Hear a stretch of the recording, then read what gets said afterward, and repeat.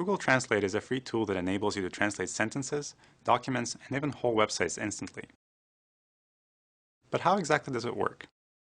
While it may seem like we have a room full of bilingual elves working for us, in fact all of our translations come from computers. These computers use a process called statistical machine translation, which is just a fancy way to say that our computers generate translations based on patterns found in large amounts of text. But let's take a step back. If you want to teach someone a new language, you might start by teaching them vocabulary words and grammatical rules that explain how to construct sentences. A computer can learn a foreign language the same way, by referring to vocabulary and a set of rules. But languages are complicated, and as any language learner can tell you, there are exceptions to almost any rule. When you try to capture all of these exceptions, and exceptions to the exceptions, in a computer program, the translation quality begins to break down. Google Translate takes a different approach.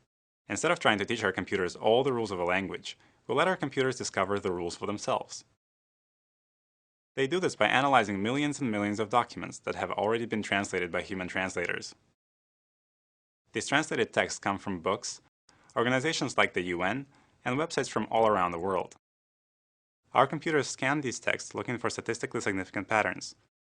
That is to say, patterns between the translation and the original text that are unlikely to occur by chance. Once the computer finds a pattern, it can use this pattern to translate similar text in the future. When you repeat this process billions of times, you end up with billions of patterns and one very smart computer program. For some languages, however, we have fewer translated documents available, and therefore fewer patterns that our software has detected. This is why our translation quality will vary by language and language pair.